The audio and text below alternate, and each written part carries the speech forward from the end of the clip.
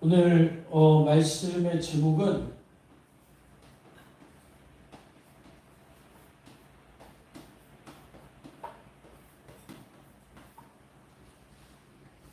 정혼 관계입니다. 정혼이 뭔지는 다 아시죠? 우리 워낙 이제 신앙생활에 깊이가 있으시고 또 평생 신앙생활 해오셨기 때문에 오늘 이렇게 예배드리니까 왠지 제가 허공랑이 된 것 같아요. 그 스타일이 저한테 맞는 것 같아요. 앞으로 우리는 허공랑 스타일로 가도 좋을 것 같습니다. 그래서 제가 신앙생활에 관해서 저는 머릿속에 매일 생각하고 항상 고민하는 게 그겁니다. 구원. 우리는 구원에 관한 것에 있어서 구원에 대하여서 우리는 어떤 생각을 가지고 아마 제가 옆으로 가면은 화면에서 벗어날 것 같아요. 이 정도 하면 화면 안에 들어올 것 같은데. 그렇죠? 딱 맞네요. 칠판 안에 있으면 될 것 같습니다. 제가 우리 신앙생활이라고 하는 게 뭐냐 잘 한번 근데 오늘 안타까운 건 그런 거예요. 오늘 다 나와서 말씀을 들었어야 되는데 왜냐하면 마르티스가 우리 기도원 가서 신나게 은혜 받고 있는데 우리가 부러워할 것이 없는 것은 주님은 그곳에도 계시지만 이곳에도 계신다. 아멘. 부뚜막에 소금도 넣어야 짜고 구슬이 서말이라도 꿰어야 보배다. 사모하는 심정, 우리가 주님의 은혜를 사모한다면은 주님은 장소와 상관없이 우리에게 은혜를 베풀어 주실 줄 믿습니다. 아멘. 그래서 오늘 하나님의 은혜가 정말 이거는 누구나 다 들어야 되는 건데 우리 신앙생활은 교리적 접근이 아니라 복음적, 본질적 접근을 해야 되고 되게 굉장히 깊은 묵상이 필요합니다. 그래서 이 땅에서의 삶과 구원받은 자의 삶을 우리가 어떻게 이해하면 좋을까? 이게 정말 중요한 내용이거든요. 신앙생활을 어떻게 해야 되는지를 모르고 하는 사람이 아무리 넉넉하게 잡아줘도 90% 이상 대충 잡아도. 그러니까 정혼. 우리는 주님과 정혼 관계예요. 그러면 신앙생활이 명확해집니다.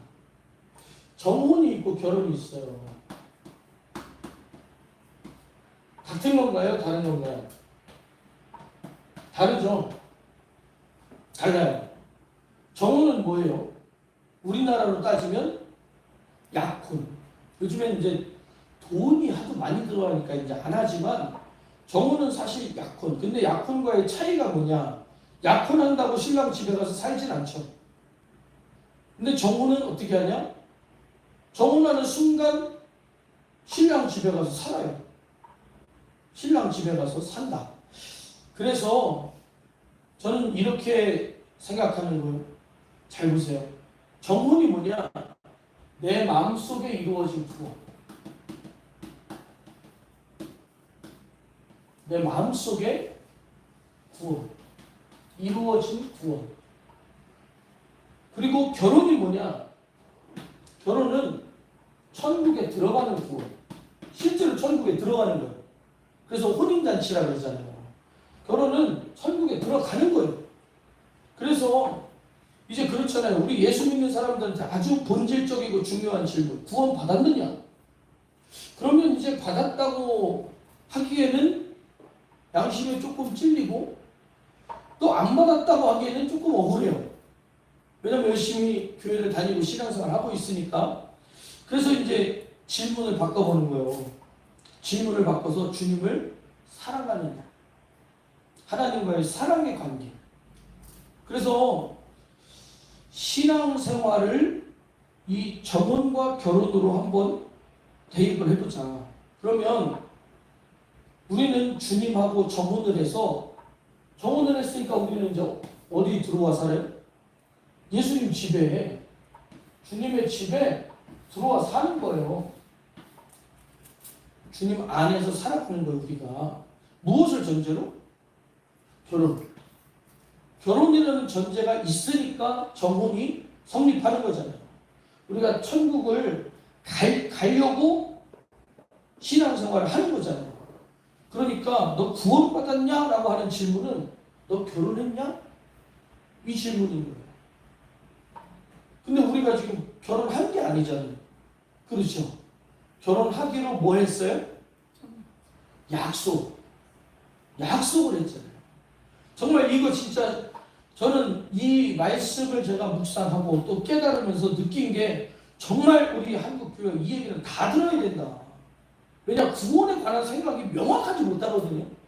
받았다고도 못하고 안 받았다고도 못하고 안 받았다고 하자니 내 모든 신앙생활이 부정되는 것 같고 받았다고 하자니 좀 교만할 것 같고 그래서 받았다고도 못하고 안 받았다고도 못하는 구원.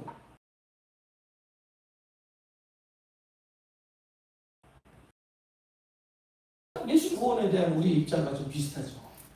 우리가 예수 안에 살아가면서 완전한 천국에 들어가는 결혼이라고 하는 주님과의 결혼이라고 하는 혼인잔치를 기다리는 사람들 이해하시죠?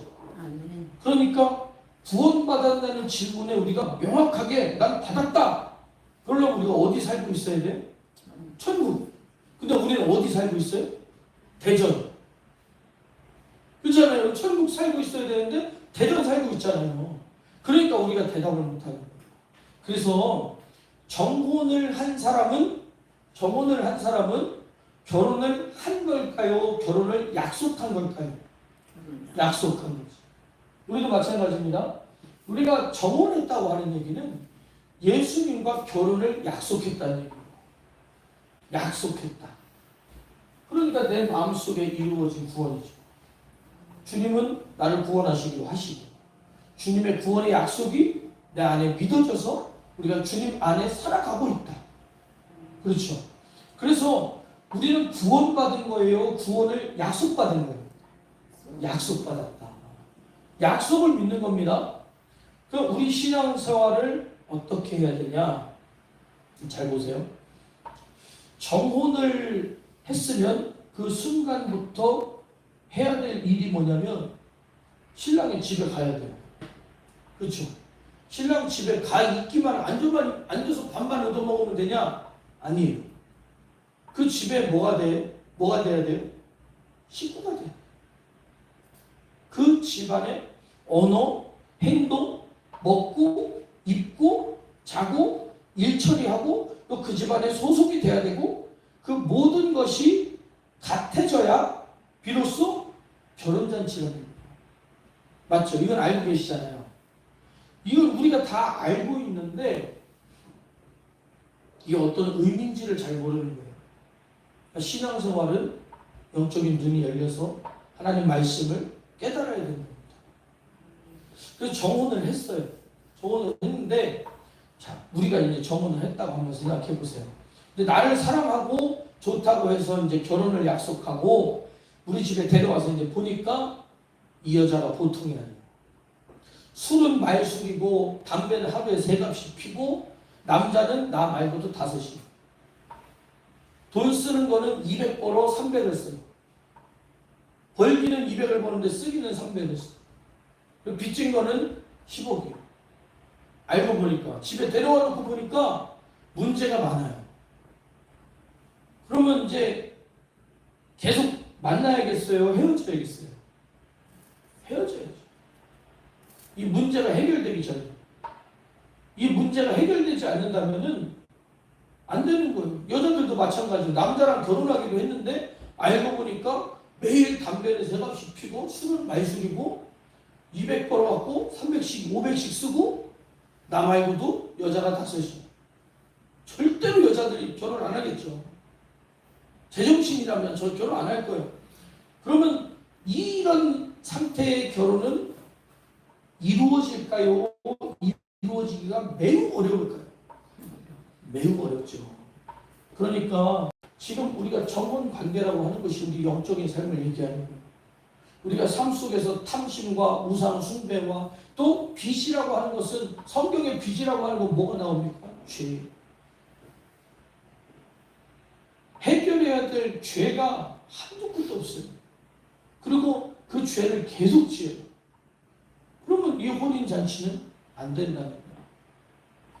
결혼을 했다고 해서 바로 결혼하느냐? 아니요. 이 집에서 뭘 해야 되냐? 오케이 해야 돼.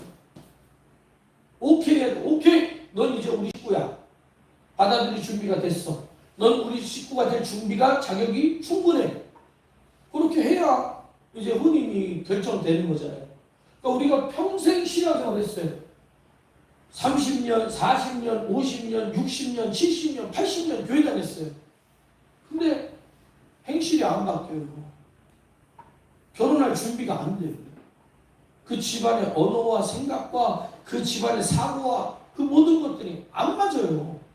안 맞아. 같아지지가 않는 거예요. 빨간색과 파란색이 완전히 반대쪽인 것처럼 같아지지가 않는 거예요. 그러니까 우리가 성경대로 살자라고 하는 하나님 말씀을 우리가 듣고 말씀대로 살자는 것은 이 집안의 가풍에 우리가 젖어줘야 됩니다. 그 안에 가야 되잖아요. 정말 우리는 이 신부의 믿음을 가져야 돼요. 아멘. 정혼한 신부처럼 정혼을 해서 우리가 지금은 이제 부족하잖아요. 또 나의 성격과 나의 특성이 있잖아요. 근데 그 모든 것이 무엇을 닮아가야 돼? 예수님을 닮아가야 돼. 성경을 닮아가야 돼. 그게 정혼한 사람이 할 일이잖아요. 닮아가는 거. 근데 우리가 이 신랑 집의 법도를 배우고 가치를 따르고 모든 삶이 같아져야 돼요. 그게 성경대로 살아가는 거예요. 하나님 말씀대로 살아가는 거예요. 근데 이제 우리가 왜 신랑 집 법만 따라가야 됩니까? 이렇게 따질 수가 없는 거는 신랑이 누구예요? 예수님. 신랑이 예수님이니까 우리가 따질 수가 없는 거예요. 하나님의 말씀은 무엇이니까? 진리. 진리이자 생명이니까. 아멘이십니까? 아멘. 그러니까 정혼은 뭐냐면 입에 넣는 거예요. 입에 물고 있다고 먹은 거예요? 안 먹은 거예요. 입에 넣는데 맛이 달콤하고 사르르 녹아. 그러면 꿀꺽 넘어가겠죠. 근데 입에 넣는데 막 꼬랑내가.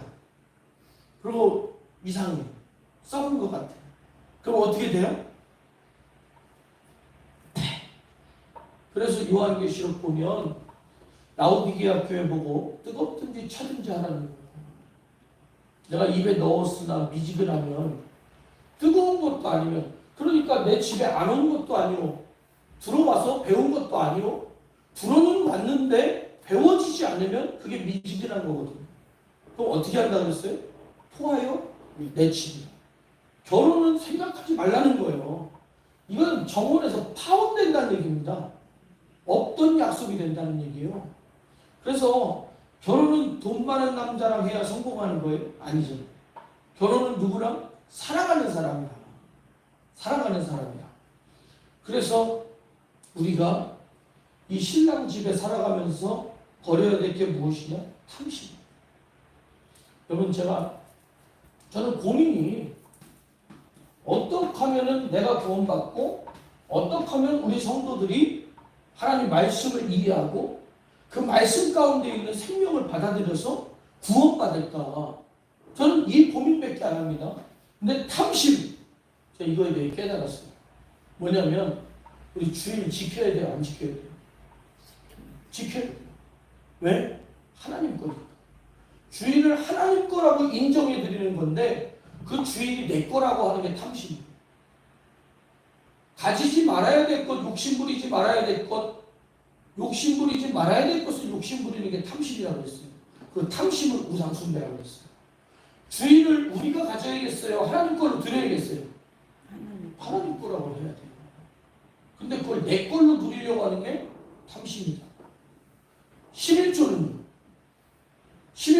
주님 건데 그걸 내 거라고 하는 건 탐심이잖아. 우상숭배.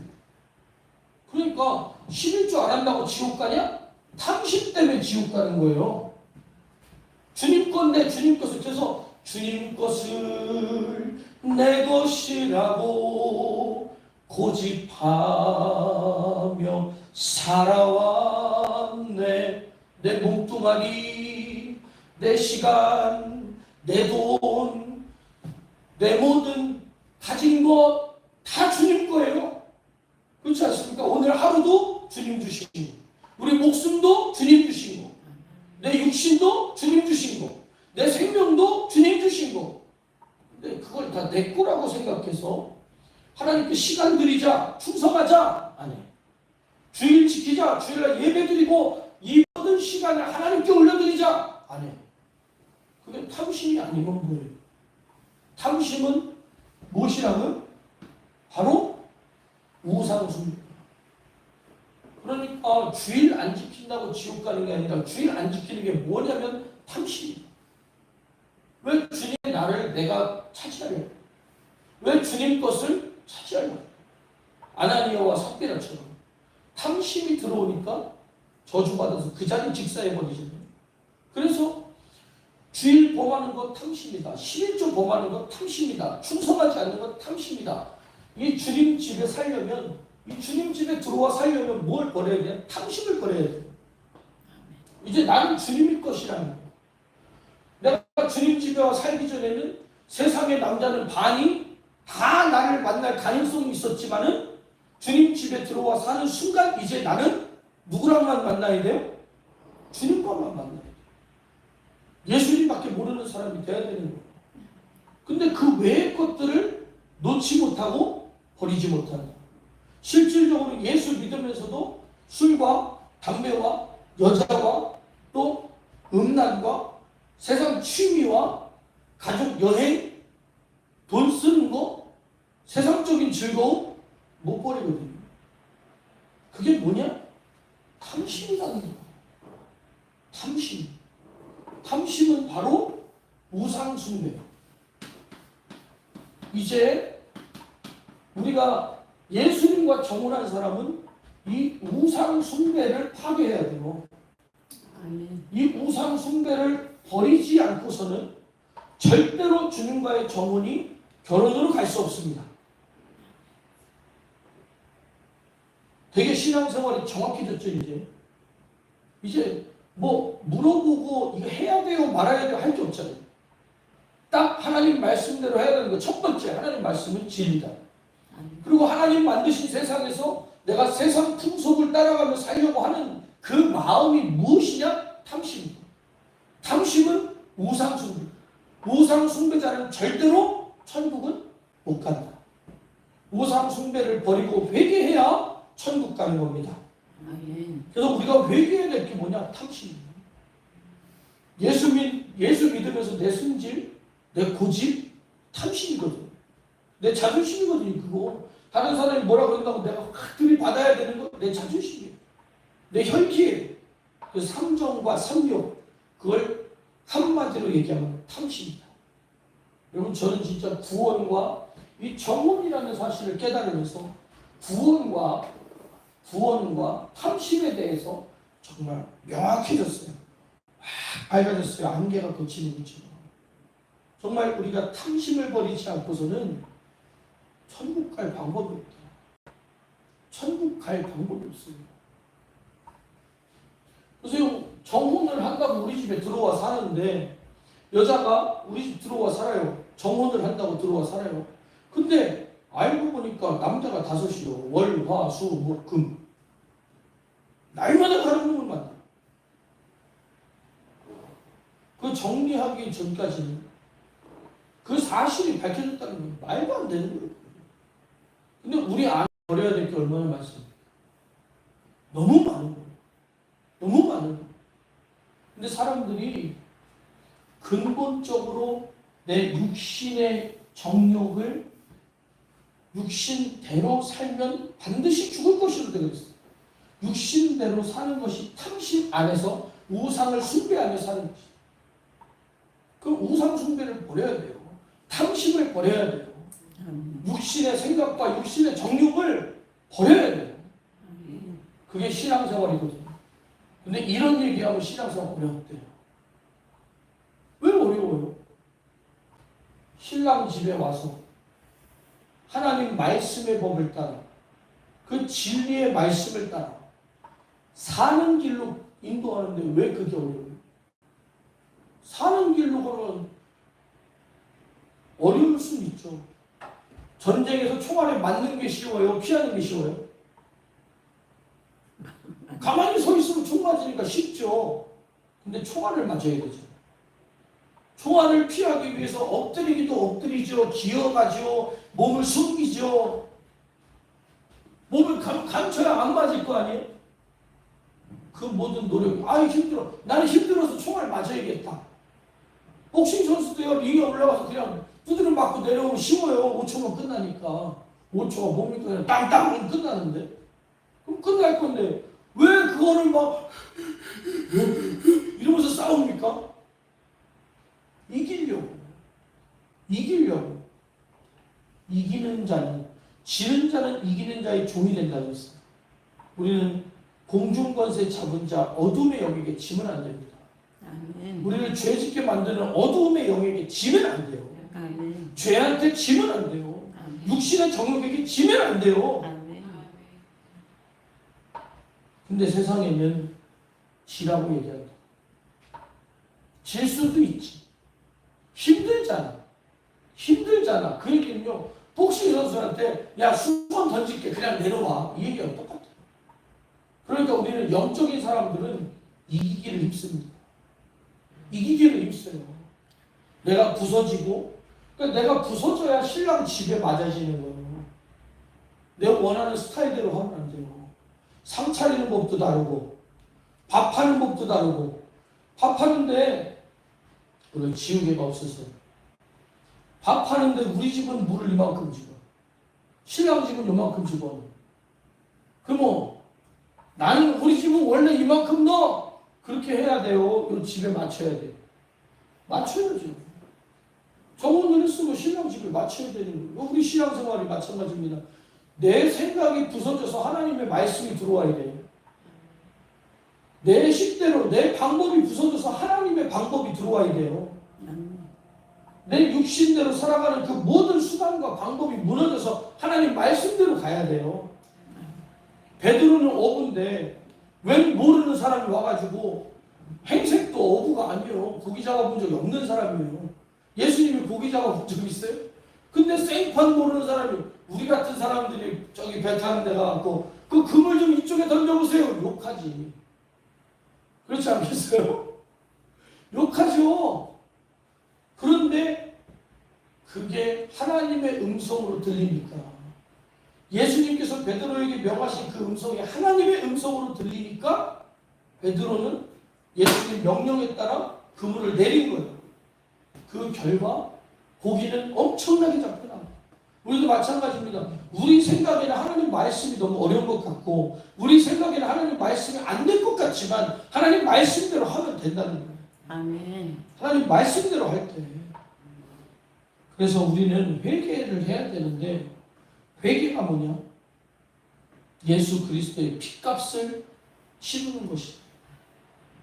그래서 지금은요, 요즘에 이제 심리학자들 또 변호사들 이런 분들은 이런 용어를 쓰더라고요. 값싼 용서다. 부부간에요. 남편이 아내를 때렸어요. 그리고 가서 미안해. 그러면 알았어. 다음부터 그러지 마. 그럼 다음에 또 그럴까요? 안 할까요? 100% 왜? 대가를 치르지 않았기 때문에. 값싼 용서가 그 다음에 더 강한 폭력을 가져옵니다. 그러면 이번에 한 대 때렸는데 알았어. 다음에 그러지 마. 다음에는 몇 대 맞을지 몰라요. 그리고 또 용서해줘. 언젠가는 죽일지도 몰라요. 용서라는 건 비싼 용서를 줘요. 제가 이 얘기를 딱 듣고 와, 이건 맞다. 지금 우리나라에도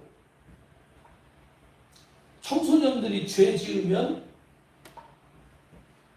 감옥 안 가잖아요. 용서해 주잖아요. 그러니까 난 촉법 소년이야 이러면서 별놈의 죄를 가지잖아요. 막 성폭행, 폭행, 왕따 엄청난 범죄를 저지르고 눈하나 깜짝 안 해요. 그럼 뭐라 그러냐? 난 촉법이야. 합니다.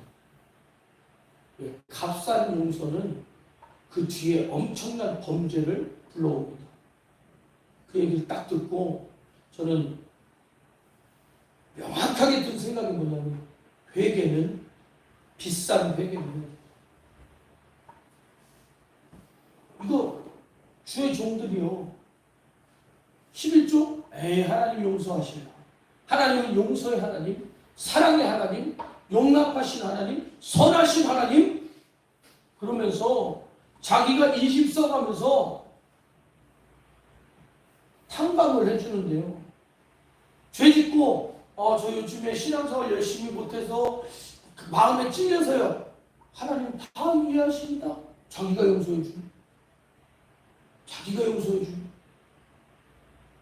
그러고 나니까 용서라고 하는 값어치가 싸구려가 되는 거예요 그러니까 회개가 와가지고 하나님 잘못했어요 용서해 주세요 그래 다음에는 더 쉽게 그러니까 술 먹고 교회 와서 회개하면 되지 우상숭배 재물 먹고 회개하면 되지 회개하면 되지 회개하면 되지 회개할 마음을 먹고 죄를 짓는 거예요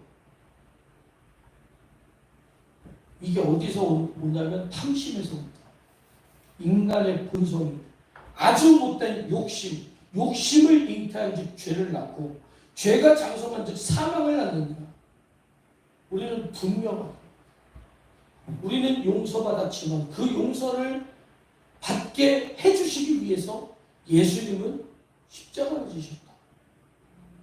예수님의 십자가를 붙들고 우리가 비싼 용서를 받을 때 예수님의 그 십자가의 공로가 우리를 향한 하나님의 그 용서가 싸구려로 보여서는 안 돼요. 싸구려로 보여서는 안 돼요. 예수님의 십자가가 값싼 용서가 되어서도 안 되고 우리가 그렇게 이용해도 안 되고 그렇게 봐도 안 됩니다. 그렇게 보여서도 안 되고 회개는 자복하고 가슴을 찢고 반드시 변화가 일어나야 돼요. 반드시 말씀을 듣고 마음이 찔렸을 때는 반드시 삶의 변화가 행동의 변화가 그 말씀대로 나를 굴복시켜 육신을 굴복시켜 그래서 영으로서 육신의 행위를 죽이면 살리니 육신의 행실을 죽이면 살리니 우리는 그 회개의 은총을 입어야 됩니다. 아멘. 그 회개의 은혜를 입어야 됩니다. 아멘. 그래서 영으로서 제가 신앙생활 하면서 느끼는 바가 그겁니다. 내 승질대로 내 육신의 정욕대로 이걸 내 힘으로 참으려고 그러면 안 참아져요. 근데 이길 수 있는 방법이 하나 있어요. 뭐냐면 마약이 왜 끊기가 힘드냐면 너무나 강력하기 때문에 우리가 어떤 중독을 끊으려면 그 중독보다 더 강한 중독이 와야 돼요. 그래서 육신의 정욕과 탐심보다 더 강한 주님의 사랑이라고 하는 구원의 기쁨이라고 하는 엄청난 강력한 에너지가 올 때 강력한 파워가 강력한 힘이 있을 때 주님이 주시는 기쁨이 더 크거든요. 아멘. 주님이 주시는 기쁨이 크거든요. 우리는 깨달아야 됩니다. 그러니까 뭘 안 해야 돼 이거를 강조하는 게 아니에요. 행위를 강조하는 건 논어, 공자, 도덕 여기서 다 합니다. 근데 우리가 행위보다 더 중요한 게 뭐냐면 내 안에 주님을 사랑하는 마음이 강력해질 때 세상을 사랑하는 마음을 압도하고도 남을 만큼 주님 사랑하는 마음이 커질 때 죄를 이기고도 남는 거예요. 세상을 사랑하는 마음보다 세상을 사모하고 세상의 소망보다 천국의 소망이 압도적으로 클 때 세상을 버리는 거예요.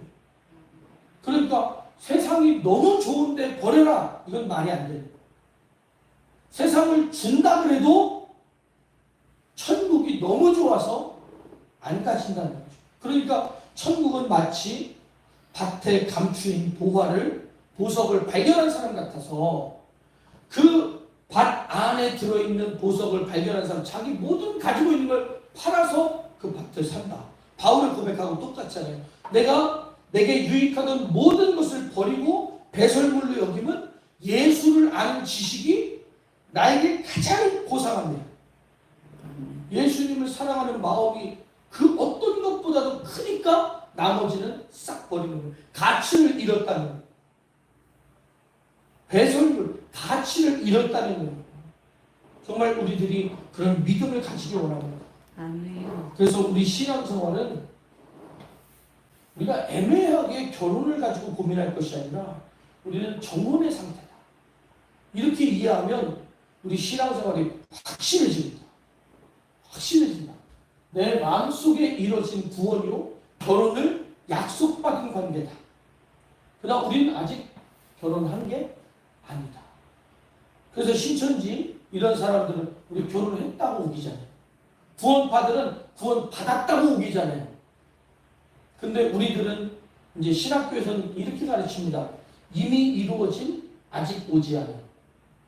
그러니까 이미 이루어진 것은 내 마음속에 이루어진 구원, 아직 오지 않은 것은 주님과의 혼인잔치는 아직 이루어지지 않았다. 우리가 천국에 살고 있지 않기 때문에 우리는 내게 확실하게 이루어진 구원의 약속, 결혼의 약속을 믿는 믿음을 가져야 되는 것입니다.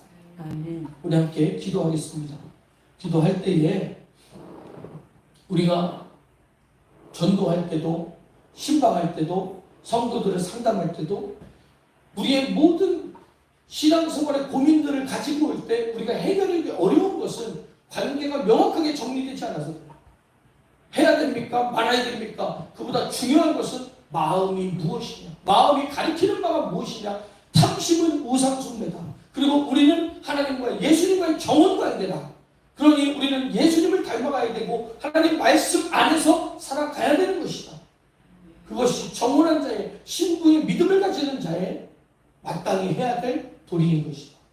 우리는 이런 믿음의 귀한 비밀을 깨달아야 됩니다. 우리 이 말씀 가지고 우리 성도들과 또 우리의 영혼과 우리의 믿음을 위해서 기도하겠습니다. 우리 두 손을 높이 들고 주여 세 번 부르고 기도합니다. 주여!